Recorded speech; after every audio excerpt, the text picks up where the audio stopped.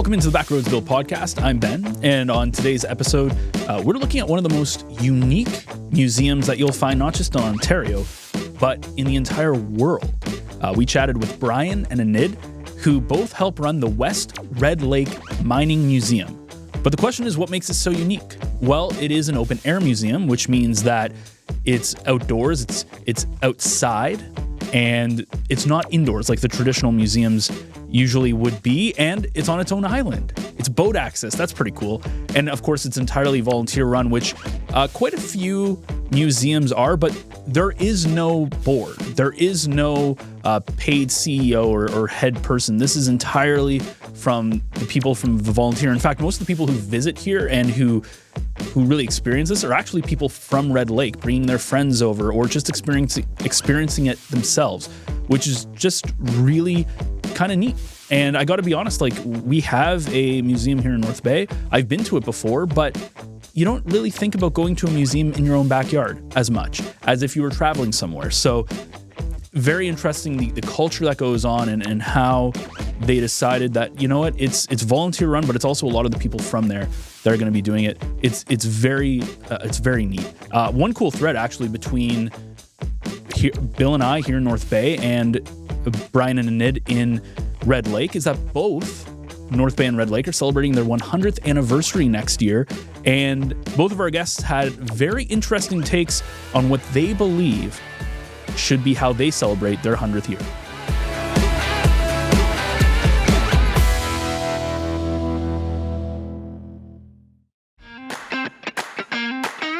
This weekend, make your way to Casey's Restaurant in North Bay for an unforgettable get-together. Dive into our delicious appetizers and enjoy the best drafts in town. It's the perfect spot to unwind, catch up with friends, and savor great flavors. Don't miss out on the fun. Join us at Casey's for a weekend filled with good food, great drinks, and even better company. Welcome on to the show today, Enid Carlson and Brian Kreviazuk. Did I say that right, Brian?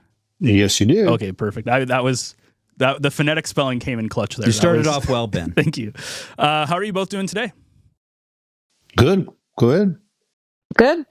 Very interesting. So before we came on to the show today, when me and Bill were just talking when he first arrived, you learn something new every day. That's kind of that's the mantra, right? So when we were setting this up, you guys are an hour behind, and I thought everywhere in Ontario was the same Eastern time zone, I thought maybe you guys were coming I knew we were talking Red Lake, but I thought maybe you guys were coming from, not Winnipeg, Manitoba area. And then Bill goes, nope, they're an hour behind. And there was this awkward moment of me trying to figure out what he meant by that. So today I learned that Red Lake is officially 1 hour behind. Yeah, well, people in Canada they would never tell you that they're behind, that they're ahead, in essence. But just for the viewers and the listeners to the Backroads Bill podcast, we need to spatially understand where we are, because we are in Red Lake, Ontario, and our guests are alive and well there today. But for this vast and magnificent land of geography you have in northern Ontario, Red Lake is situated 175 kilometers north of Vermilion Bay, and Vermilion Bay is it's east of Kenora and west of Dryden. And again, you drive 2 hours north, almost, I guess we'll say, where the pavement ends. And in some places, you're only about 100 kilometers from the Manitoba border as the crow flies. So we're in that northwest corner of this vast and magnificent land. And we've done a few episodes actually on Red Lake. I want to say we've done at least two, because we've talked about a lot of the culture and the history that's there, right? With the Jackson or the we talked about A.Y. Jackson and him painting there. That's one show, absolutely positively. And this is a different show because this was a unique event that occurred circa 1925 to about 1934, mid-30s, where and this will be explained by our guests, that we had a Klondike-like gold rush in Ontario, and that's where it was, in West Red Lake, and we must be very specific about that. That's and they're going to celebrate next year in the area 100 years. But let's just get right into that, Ben. And we'll hear from probably Brian first.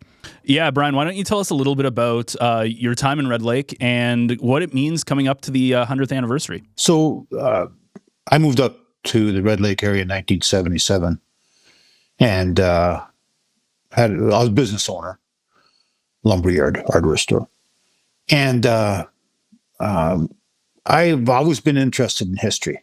And when we first moved up here, my wife and I got in our boat and we went up to West Red Lake and found it was absolutely beautiful. It was just beautiful.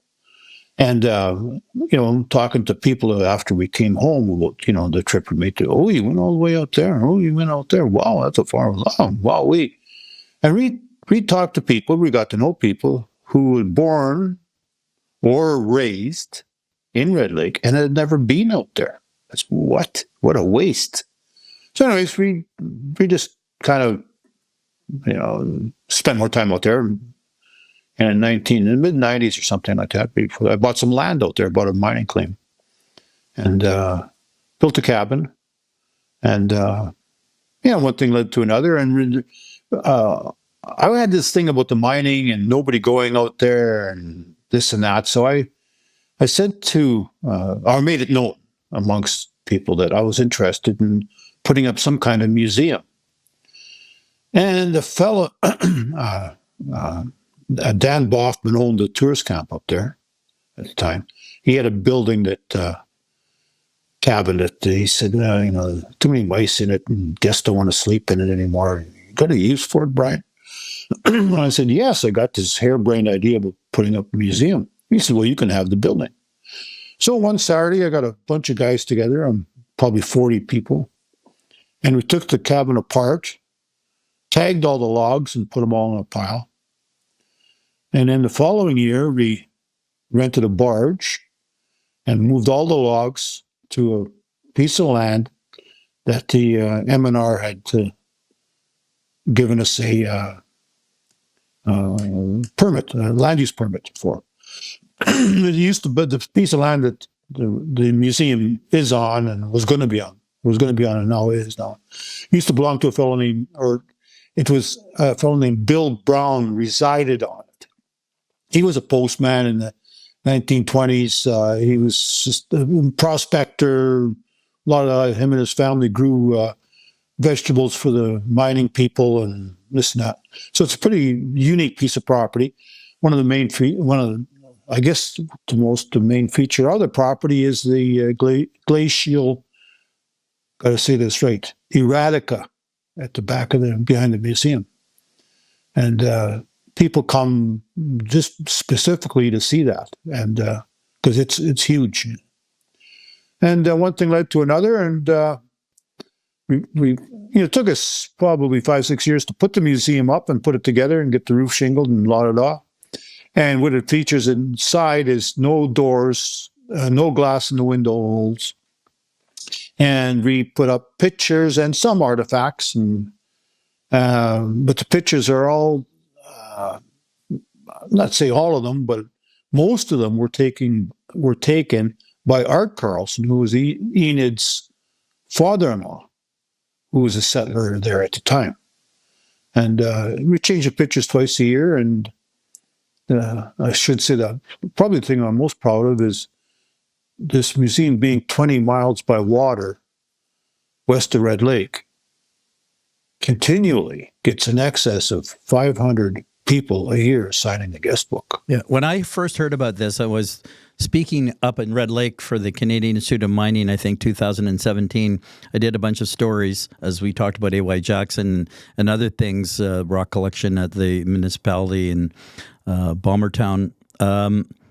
This is the most, in my travels as Backroads Bill, when I clued in on this is probably one of the most unique museums. I have not written about it yet, but it's one of the most unique museums anywhere, and I might say the world, but certainly in our Backroads of Northern Ontario, because it is on an island. Brian has described it to a T, and people come there by boat, and we're going to get into what else is related to the museum, because there's this self-guided experiential tour after the fact. But before we leave the museum, and again, we'll emphasize this as we go, because it's been a real community effort all the way along and continues to be as such.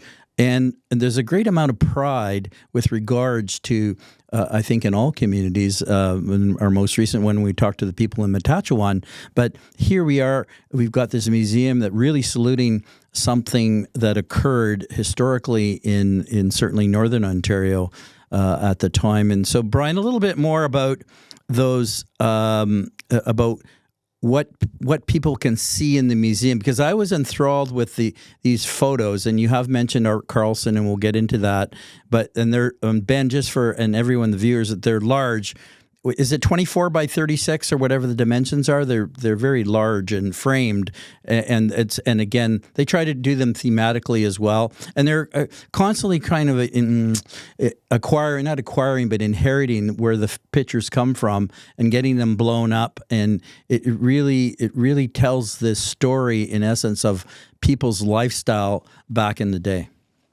Over the years, and this whole thing started.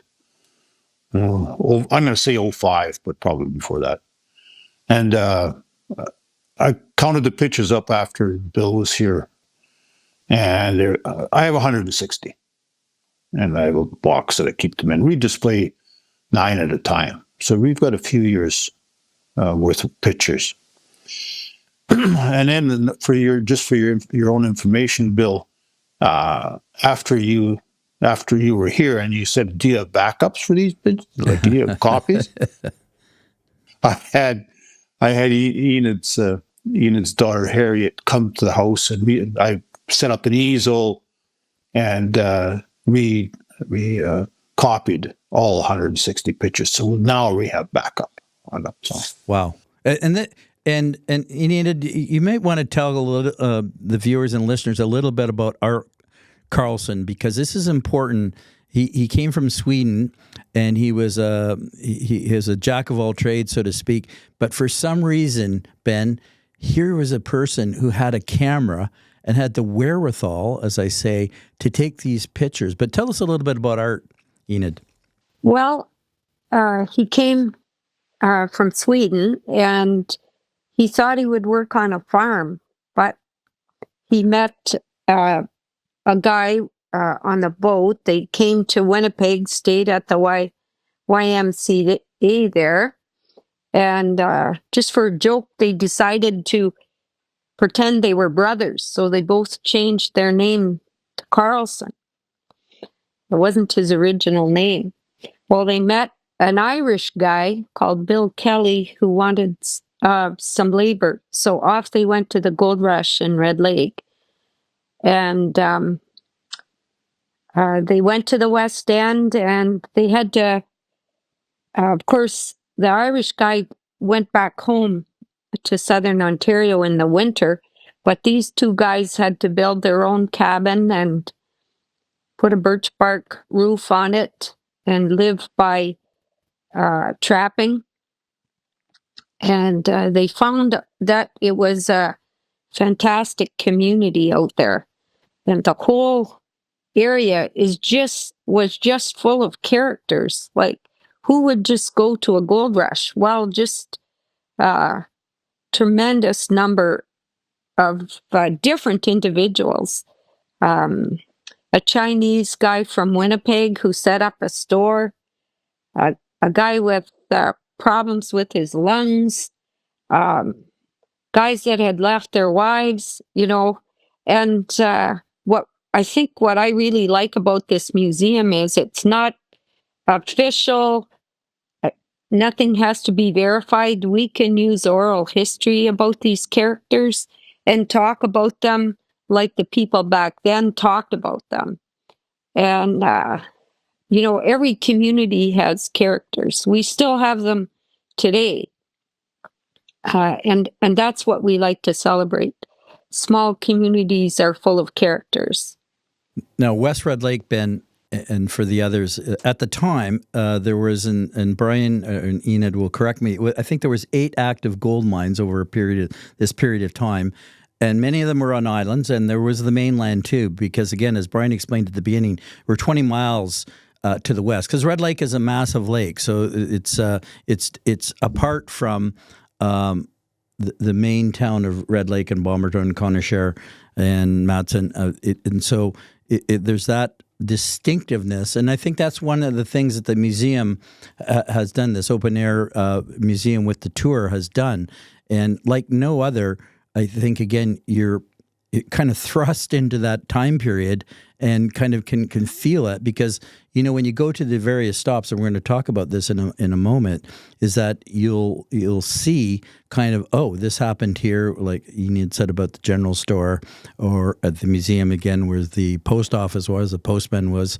And so Enid, tell us a little bit about the tour and how that works. And I must say, both of these characters, these are 2 characters, they work together and with others in the community, because though Brian would explain many times there was donations or people would get together. Just imagine dismantling the cabin, getting it out of the barge. This is no easy task, and this is a community effort, and it's not like someone's paying the freight here or paying the way. No, these are people that care, and so that was the other aspect of this whole story that I really twigged in on, that this was something that the people want to do because it's in their blood, so to speak. But Enid, tell us about how that tour works.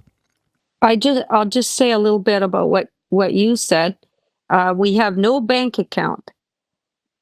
We're into we are asking people to do rather than donate, and that's what happens. And 80% of our customers are from Red Lake. They're bringing their guests, they're bringing their past residents up, and that we're going to try and keep it like that. Even the mines, if the mines help us out, they do a project rather than just donate money. So that's that. But I'll talk about the tour. The idea of the tour is not that you would go out to the West End and do all 25 or 30 spots, but you would keep that tour in your tackle box. And when you're finished fishing or your kids are bored, you would stop at a place to explore, or stop at a place that you've read about. And over the years, you'll get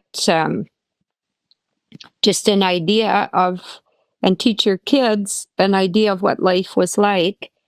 Brian has put up little metal signs at a lot of these places with the guy's name, and you can look on the tour of what he did. And we could put up a lot more signs. There's a lot of history out there. And one thing I'll say about this, and Enid would say this, and she says this all the time, is that if we're not having fun, we're not going to do it. And so that will be in the print story, to be sure. And I think they've had a lot of fun over, as Brian said, if it's about 2005, and again, all this volunteer efforts. Tell us, Brian, a little bit about finding things or people donating things or anything like that. He did explain that there's memorabilia in the museum and the thematic photos, and they're also acquiring things, as in people donating them. But tell us some of the things that maybe that came along unbeknownst to you, or just kind of a lucky strike, so to speak, about something to do with the heritage of West Red Lake. Okay, I didn't really want a whole bunch of stuff in there that we had to maintain, because we're just, like I say, I'm a volunteer too, and I don't want. Number one was a barbecue. Somebody donated a barbecue grill. Okay, well that didn't last long because I took that away. No, it caused a fire. Oh, geez! All the work that we did, it'd be burnt. Garbage cans? There's no garbage cans. Somebody has to empty them. Somebody has to look after them. Take your garbage with you. And I'm not surprised, but I would say in all the years that that place has been there, I have not filled a 2-gallon can with cans or anything like that. Everybody takes their stuff out. Yeah, no, it's clean. I mean, here's the approach, Ben. You boat to the docks there. There's a slight hill in the upper left-hand corner of the hill. We'll say that's where the glacial erratic is. It's huge, which is a neat thing to see in itself. The dismantled now museum with the open-air concept, as Brian described, you there. You walk up, you walk in there, and all of a sudden you're in a museum. But again, this is like all of a sudden it's kind of like where the interest is planted there for you, and then off you go, as Enid said, as many of the stops as you want. Now, and we'll repeat this at the end of the podcast, and it'll be digitally there about where they can find information on the website and on the Facebook page, because that's really, really important. Because they've done a good job at that when you think of packaging the whole thing about putting all this, Gold Rush heritage all together. Yeah, and one of the things I find super interesting is that there's so much. We've talked so much about the history in Red Lake, whether it is gold mining or it's the painting or there's like a million things that you can do. I love the idea of an open air museum. I think that's a really cool concept of just, you're not going into a building and there's totally, there's just something nice about, especially considering Red Lake is it's like going to a cottage-esque environment, right? Like you're outdoors. It's not a big city. And so that's really neat. I'd like to ask both of you just about the tours, because the tours are really cool. What is your favorite spot when you go take people on tours? Well, I have to say my father-in-law's place where he built his cabin. Of course, that's my personal favorite. But another place is there's a lime kiln that still stands. And this was built before the highway came up to Red Lake. And they were mining lime from a lake just a little further north and bringing the rock down by horse. And they had a full lime kiln there, and it's still there. And then there's a lot of natural history to look at there too. And you see the incursion of civilization on the land. At the lime kiln, there's poison ivy, poison oak, different plants that have been brought in because they fed the horses. And I always find that stuff interesting out there. We could have a whole other tour, a geology tour, a natural tour. There's a lot to look at, and there's lots of people in town that are looking for those things.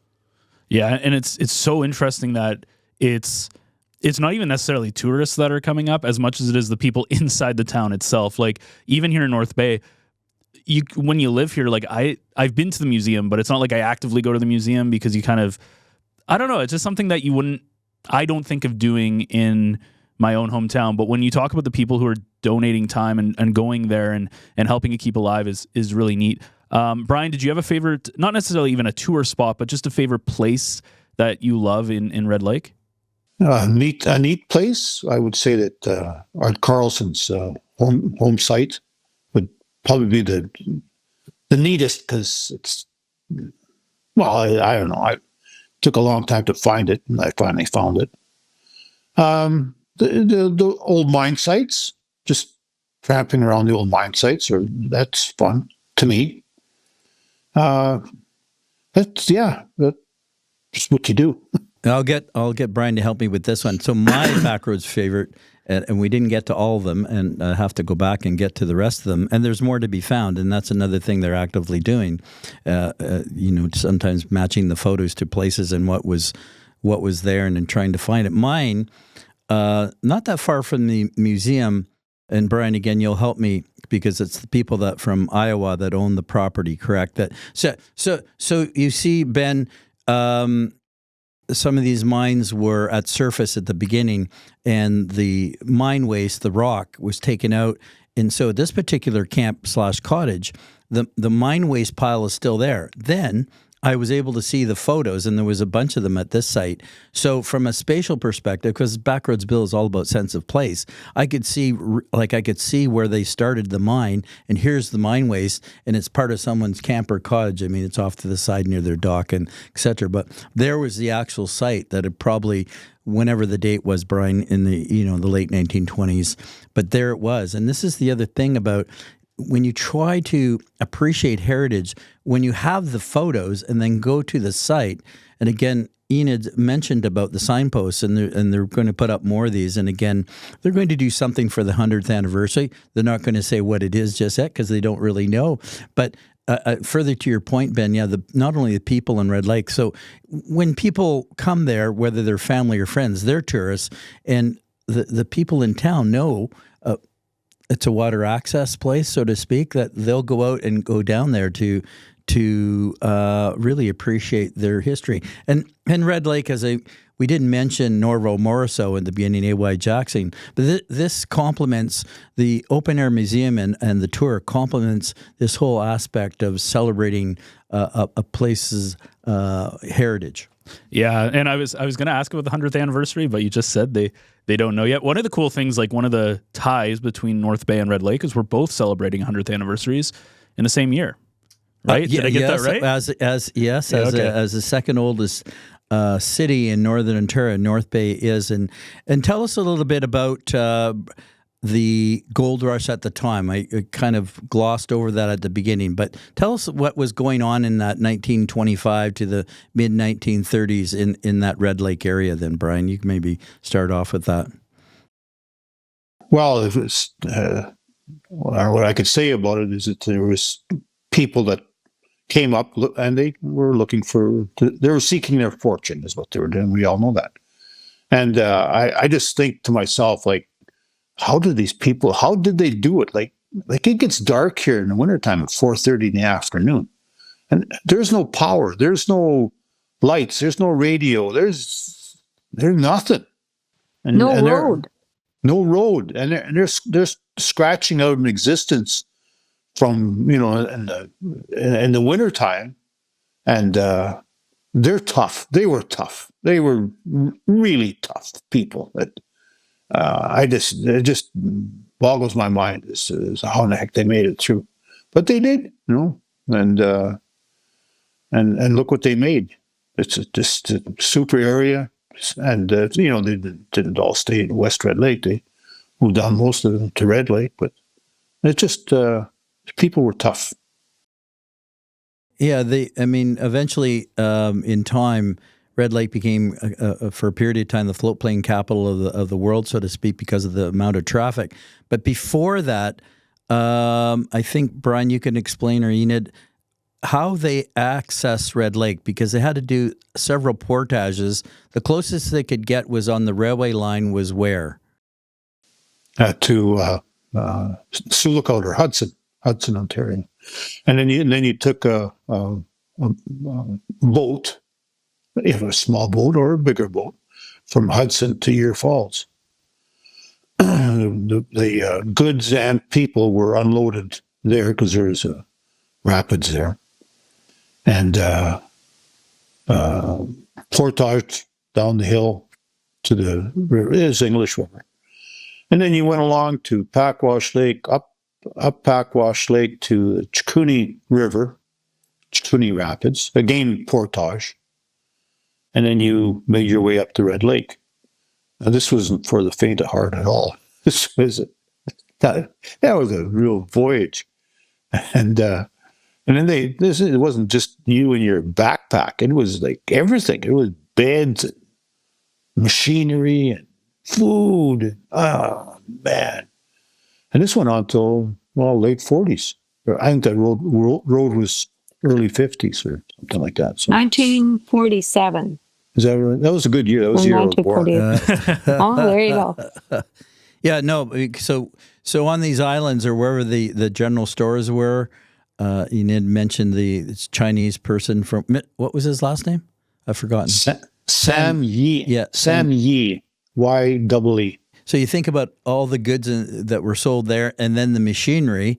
at the mines that needed to be brought in all that way. And again, the gold was, I'm going to say the gold was good. It was high quality gold, and per ton was worth mining. And that's Red Lake is known for that, as in the quality of the gold bearing ore there. So yeah, so West Red Lake was a real community. And I finally got that in my brain when I was out there, that, this was a community, albeit some of them places were on islands and on the mainland, but it was very distinctive from what we know of Red Lake and the other communities around Red Lake. No, I just, in that mind, like we had, like Sammy had a store, but not too far from there, really a stone's throw away, was the Shern store.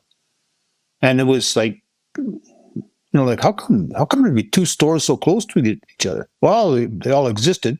And then they had competition because there was a store in Scott Bay too. So it was. And there was bootleggers.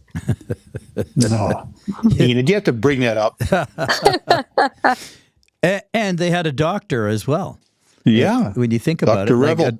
And who wanted to be there and lived on an island and so on and so forth. So it's one of those frontier towns that really sprung up in our Northern Ontario landscape.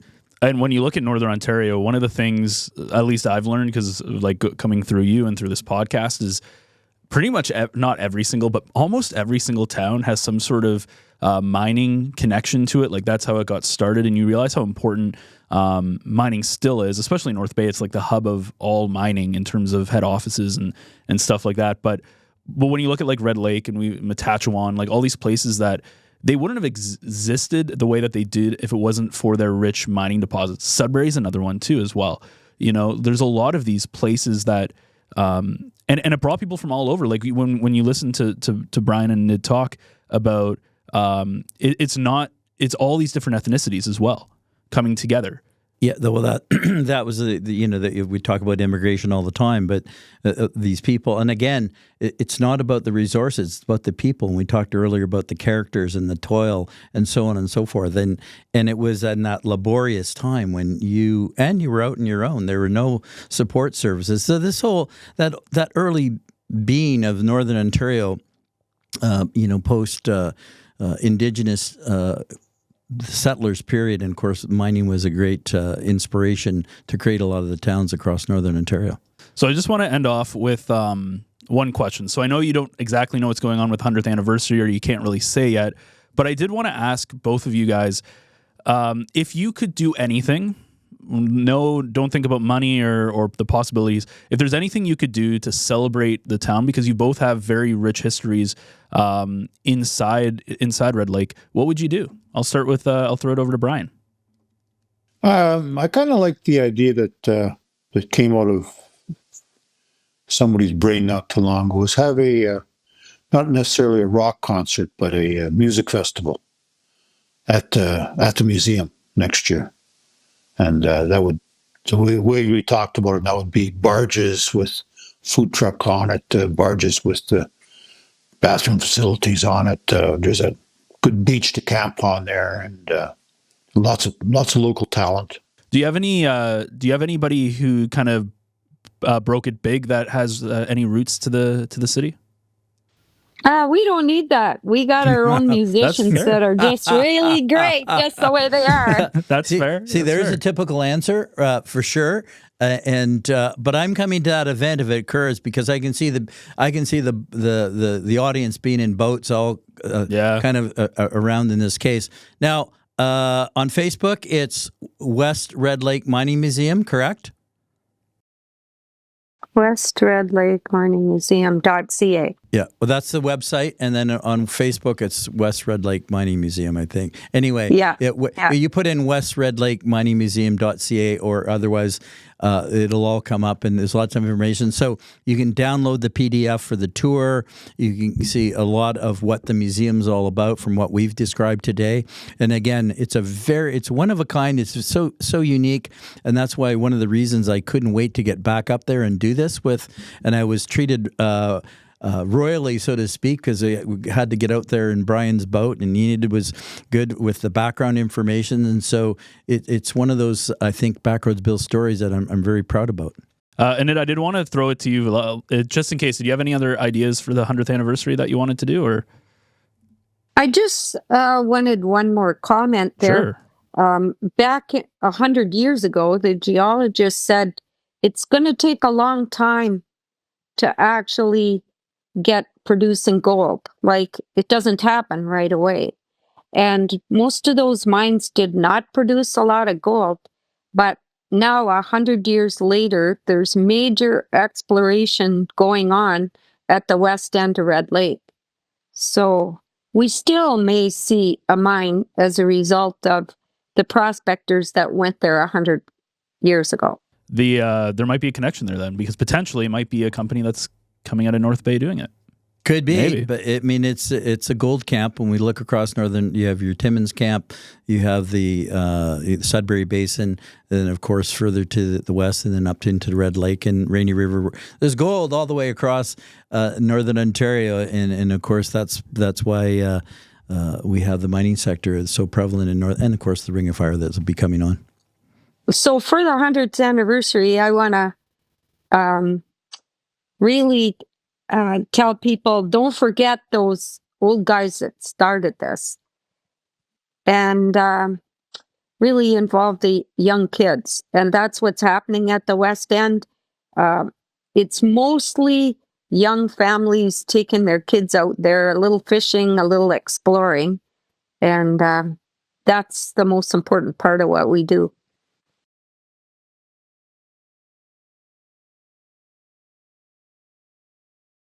So I went to the town hall after, a week or so ago, pick up some pictures that they were doing for me. Like, I mean, they had the memory stick, and then they're enlarging the pictures. And I went there to pick them up, and the tech fellow there, he says, "Man, that place is awesome. I went there with my kids, and they just loved it. They just couldn't get over climbing up on that rock and doing this. And they just absolutely loved it." He just went on and on and on with a great time. And then another girl who's worked at the town hall, very nice girl, and she says, "Oh yeah, I went there with my husband and kids, and we had a time that just again on and on and on. Like, this is a place that, but people love going out there." Well, that's the kind of feedback you want to hear for your volunteer efforts over many, many years. And again, I've said it a number of times, so unique. And it's like, and this is, again, one of those community things that may not know much about until we discover it.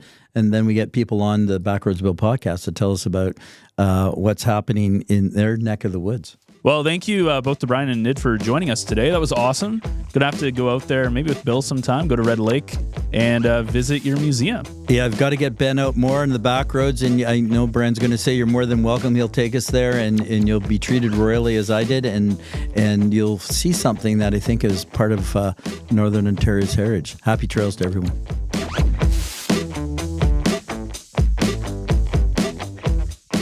Well, big thank you to Enid and Brian for joining us. I would definitely be interested in watching concerts while chilling on a boat. I know in Voyager days, in Mattawa, people will canoe and kayak up the Mattawa River, and they'll just be out there lounging around listening to the music.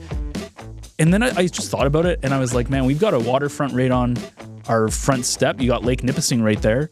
Why don't we do that? You know, they usually have concerts on the waterfront. I know it's facing away from the lake, but why wouldn't you just chill on a boat and do it? That'd be a really cool way of celebrating. Of course, we've got a lot of local artists who have made it big that have roots in North Bay. I think it would be really cool, and it would be a nice way of kind of going back to the Heritage Days style of that competition they had with Voyager Days. So it's a very interesting idea. I'll have to bring that up.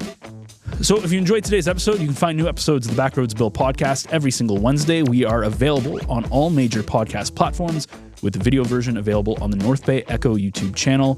Please leave us a like or a comment on your preferred platform.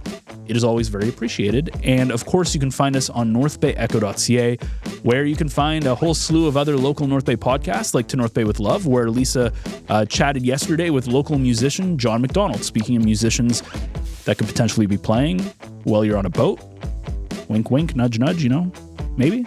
But cool thing is John McDonald was on talking about the upcoming Lifetime Achievement Awards that are handed out for artists. It's happening at the Davidi Club. That's going out next week. So a really interesting conversation that they had there. You can also check out Echo Essentials, where Dave and Scott talked with Upar, who is a international student, and he's going to bring into perspective a little bit of what it's like to be an international student. I know people who live here have their opinions on especially immigration in today's society and in today's economy and the climate, but he does bring in some very interesting takes, some different takes, and not necessarily just what you would think. It's actually a very interesting listen, and it puts into perspective, I think, a little bit of the two sides to every coin or every argument. So it's definitely worth checking out. You can check both of those out on NorthBayEcho.ca or your favorite podcast platforms. And that wraps things up here for us this week. But join us again next week for another adventure on the Backroads.